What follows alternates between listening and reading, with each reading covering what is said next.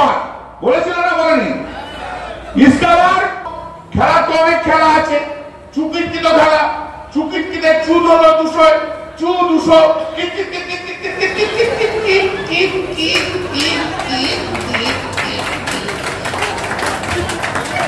কত হলো?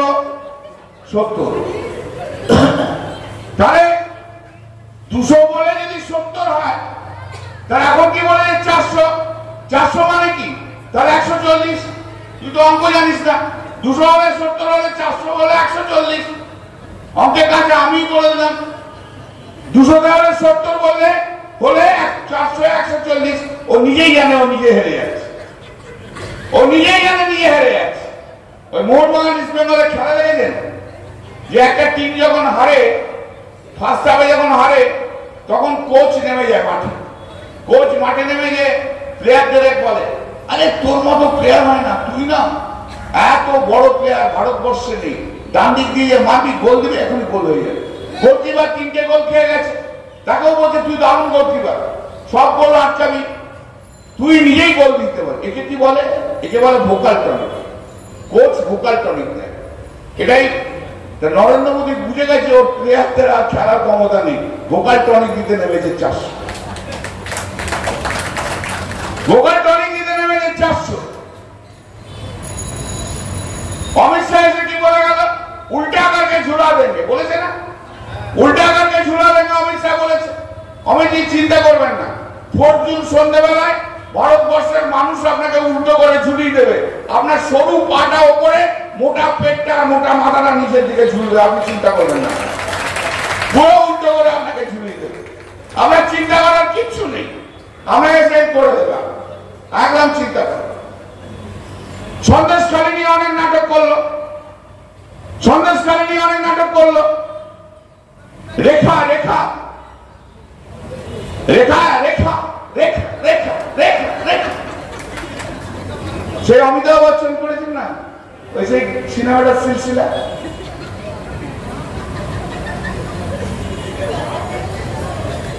তো এমন প্রেক্ষাপট নাটক তৈরি করলো উনি, উনি এমন নাটক তৈরি করলেন, এখন সব ফাঁস হয়ে গেছে। কি সন্দেশখালীর নাটক শেষ, সন্দেশখালীর ভিডিও আজকে মানুষের কাছে। আজ তারা দেখুন, ভারতীয় জনতা পার্টির কাছে পশ্চিম বাংলার একটা মহিলা ইজ্জত সম্মানের দাম হচ্ছে মাত্র 2000 টাকা। ভাবতে পারেন যে একটা 2000 টাকা দিয়ে একজনকে বলাচ্ছে আমি রেপ হয়েছি। এই হচ্ছে বিজেপি আজকে প্রেক্ষাপট। বিজেপি আর সন্দেশকারীতে আজকে এই প্রেক্ষাপট তৈরি করেছে। বাংলার মেয়ের ইজ্জতের দাম 2000 টাকা, ভারতীয় জনতা পার্টি 2000 টাকা। হ্যাঁ, ছি ছি ছি, কত নোংরা খেলা আপনি খেলেন। কতবার রেখাকে ফোন, মোদীজির ফোন রেখাকে সকাল বিকেল ফোন করছে। আবার কৃষ্ণনগরের মহারানীকেও ফোন করছে। খুব বড় কথা। তা মোদীজি মণিপুরে গত 1 বছর ধরে 400 থেকে 500 মহিলাকে বিজেপির লোকেরা এই মহিলাদের, মণিপুরি মহিলাদের নগ্ন করে প্যারেড করালো। কই একবারও তো আপনি তাদের পাশে যে দাঁড়াতে পারলেন না মোদীজি, একবারও তো তাদের পাশে যে দাঁড়াতে পারলেন না। আপনি এখানে বললেন পশ্চিম বাংলা देश का अंग है, संदेशखाली देश का अंग है। तबे मोदी जी मणिपुर क्या देश का अंग नहीं है? मणिपुर का देश का अंग नहीं है। मणिपुर का महिला देश का बिटिया नहीं है। मोदी जी ওরা কি দেশের মেয়ে নয়? ওরা কি দেশের মেয়ে নয়? একবারও কি টেলিফোন করেছিলেন? যেমন রেখাকে এখানে টেলিফোন করেছিলেন, একবারও কি মণিপুরের কোন মহিলাকে টেলিফোন করে বলেছিলেন মা আমার, আমি প্রধানমন্ত্রী নরেন্দ্র মোদী, আমি তোমাদের সঙ্গে আছি? এই কথাটা কি একবারও টেলিফোন করে সেই 300 থেকে 400 ধর্ষিতা মহিলাকে আপনি বলেছিলেন মোদী? শুধু লেখার প্রতি টান, সন্দেশখালী লেখার প্রতি টান। 300 থেকে 400 মহিলা ধর্ষণ হয়ে গেল, তাদের প্রতি কোনো টান নেই। বা মোদী, ভারতবর্ষে সবচেয়ে অপদার্থ প্রধানমন্ত্রীর নাম হচ্ছে নরেন্দ্র মোদী। মণিপুর তা প্রমাণ করে। মোদীর সময় তাকে পাল্টাতে হবে, একে পাল্টাতে হবে। ইলেকট্রাল বন্ড দেখতে পাচ্ছেন তো, ইলেকট্রাল বন্ড 10,000-12,000 কোটি টাকা ইলেকট্রাল বন্ডে টাকা নিয়েছে। যে সমস্ত বড় বড় 20-25 জন ব্যবসায়ী আছে, শিল্পপতি আছে, তাদের কাছে ইডি সিবিআই ছিল। যে মুহূর্তে ইলেকট্রাল বন্ডে তারা টাকা দিয়েছে, তারা জামিন পেয়ে গেছে। কি বড় খেলা!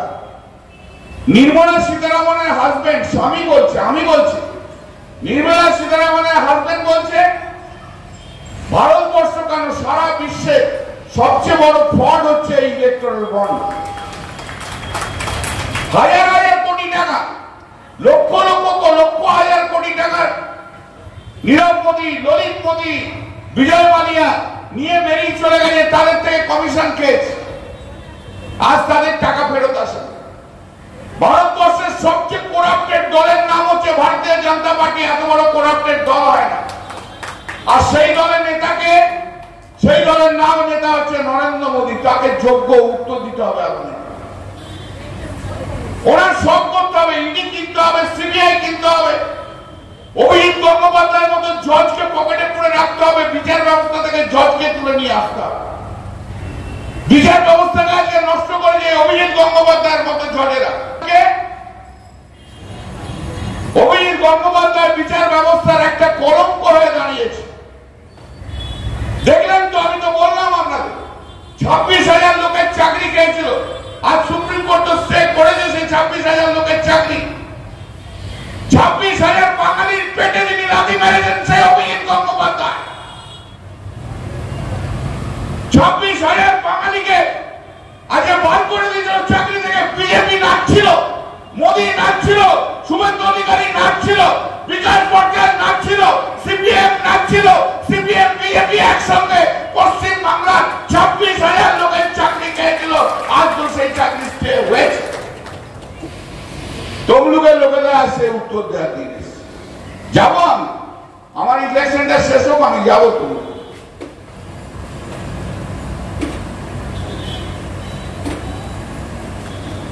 অনেক কিছু বলা গেছে বিজেপি, কিন্তু আরো অন্যান্য মিটিং আছে। সিপিএম এর কথা আর কি বলবো বলুন? সিপিএম মানেই তো আবার ধর্ষণ, সিপিএম মানেই তো খুন, সিপিএম মানেই তো পুকুরে বিষ ফেলে দেওয়া, সিপিএম মানেই তো পরের পর ধানকে পুড়িয়ে দেওয়া, সিপিএম মানেই তো গণতন্ত্র হত্যা করা, সিপিএম মানেই তো বুথ লুট, সিপিএম মানেই তো গুন্ডামি, সিপিএম মানেই তো রাজধানী, সিপিএম মানেই তো ক্রিমিনালের প্রশ্রয়। সেই অন্ধকার দিনগুলোকে আমরা ভুলে গেছি নাকি? ভুলে গেছি? ভুলিনি আমরা। সিপিএম মানেই সন্ধ্যা থেকে লোডশেডিং, সিপিএম মানেই কাঁচা রাস্তা। কি করেছে 34 বছর? আজ সিপিএম বড় বড় কথা বলছে ওদের কাপার্থী শিল্প নিয়ে। বলি ম্যাডাম, আপনার দাদুরা 34 খানা শিল্প পশ্চিমবাংলায় বন্ধ করে দিয়েছিল। 34 খানা শিল্প। হিন্দুস্তান মোটরসের জমি 2007 সালে নিরূপম সেন বুদ্ধদেব ভট্টাচার্য বিক্রি করে দিয়েছিল প্রাইভেট লোকেদের কাছে। টোটাল লকআউট করেছিল সিপিএম এর সরকার। আর আজকে আপনি এসে বড় বড় কথা বলছেন।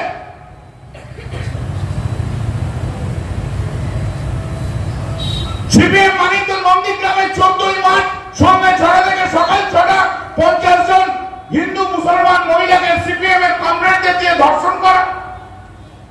সিপিএম মানেই তো সেই হত্যা করে নন্দীগ্রামে হলদি নদীতে জলের মধ্যে ছেড়ে দেওয়া, নদীর রং লাল হয়ে গেছিল। সিপিএম মানেই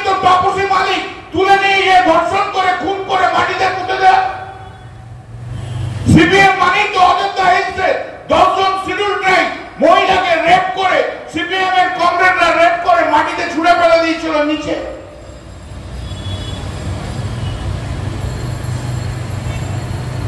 সিপিএম মানেই তো সমস্ত প্রাইমারি হেলথ সেন্টারে মহিলারা গেলে তাদের ধর্ষণ করা। সিপিএম মানেই তো গ্রামের কোন বউ তার স্বামীকে পর্যন্ত বলছে সিপিএম এর নামে কিছু বললে কিছু বলো না, দেয়ালেরও কান আছে, সিপিএম এর বিরুদ্ধে কিছু বলো না। যদি বলো কাল তোমার ডেড বডিটা রাস্তায় পড়ে থাকবে, গায়ের বধুরাও পর্যন্ত ভয় খেত আমার স্বামীটা ঘরে ফিরবে কিনা, সেই ভয়ে থাকতো। সিপিএম মানেই তো সন্ধ্যাবেলায় মহিলাদের ধরে টেনে তুলে নিয়ে হিচকে তুলে নিয়ে যাও। সিপিএম পশ্চিম বাংলায় তারা একসঙ্গে লড়ছে তৃণমূলকে হারানোর জন্য। দুই ভাই বোন লড়ছে আজকে,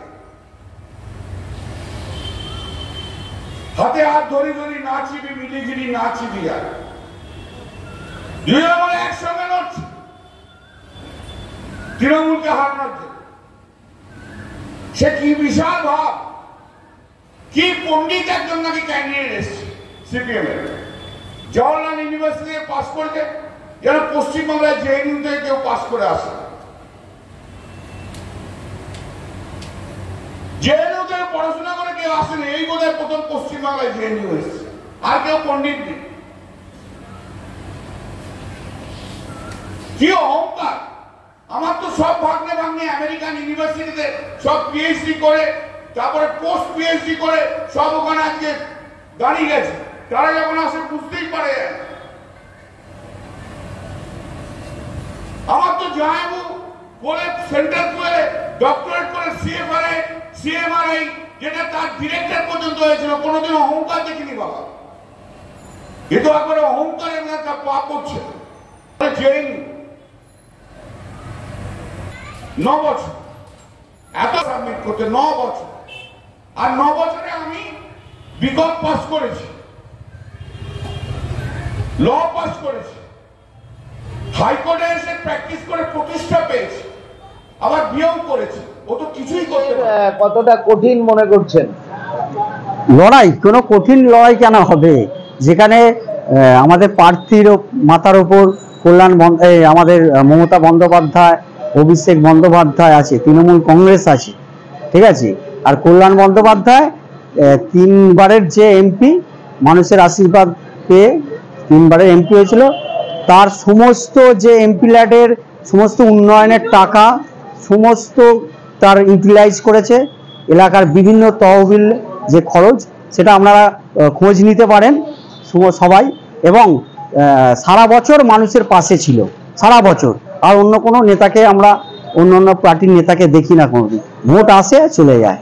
আর তার উপর হচ্ছে আমাদের মমতা বন্দ্যোপাধ্যায় মাননীয় মুখ্যমন্ত্রীর সমস্ত যে তার উন্নয়ন, তার প্রকল্প, আর ওই যে বিজেপি স্বৈরাচারী নরেন্দ্র মোদীর বিরুদ্ধে যে লড়াই, প্রতিরোধ, সংগ্রাম, মমতা বন্দ্যোপাধ্যায় তো লড়াইটা না করলেও তো তার কিছু যায় আসতো না। পশ্চিমবাংলার মানুষ দুহাত ভরে আশীর্বাদ করে দিত বিধানসভার ভোটে। কিন্তু 3টে পর্যায়ে মমতা বন্দ্যোপাধ্যায়ের সংগ্রাম। একটা হচ্ছে সমস্ত যে গণতন্ত্র সংবিধানকে যারা পরিবর্তন করতে চাইছে, লুট করতে চাইছে, সেই মোদির বিরুদ্ধে সংগ্রাম। মমতা বন্দ্যোপাধ্যায়ের সমস্ত যে উন্নয়নের যোগ্য, আর সবচেয়ে বড় কথা হচ্ছে উন্নয়নের যোগ্যের মধ্যে আমাদের আজকে যারা এখানে বাড়ির মা বোনেরা সবাই আছেন যারা, ঠিক আছে, লক্ষ্মী ভান্ডার, এই যে লক্ষ্মী ভান্ডার 500 থেকে 1000 এবং 1200 যে বর্ধিত করেছে, এটা তো সত্যি আমাদের কাছে একটা আশীর্বাদ, সমস্ত মা বোনেদের কাছে এটা একটা আশীর্বাদ। তার কারণ হচ্ছে এই যে আর্থিক সহযোগিতা, এটা অন্য কোনো পার্টি আজ পর্যন্ত কেউ ভাবেনি। মমতা বন্দ্যোপাধ্যায় যেটা লক্ষ্মী ভান্ডার দিয়েছে এবং আরো যেটা বাড়িয়েছে, তো সত্যি এটা তো একটা অভিনব, মানুষের যে প্রতিশ্রুতি দিয়েছে, প্রতিশ্রুতি রেখেছে। মার্জিন অবশ্যই বাড়বে, সমস্ত কেন্দ্রে আমাদের মার্জিন বাড়ছে। কল্যাণ বন্দ্যোপাধ্যায় তো আমাদের 1.5 লক্ষ ভোট মার্জিন থাকবে। আপনার নাম? খোকন মণ্ডল, ভাইস চেয়ারম্যান, উত্তরপাড়া 1ম পৌরসভা, সভাপতি SC ST OBC সেল।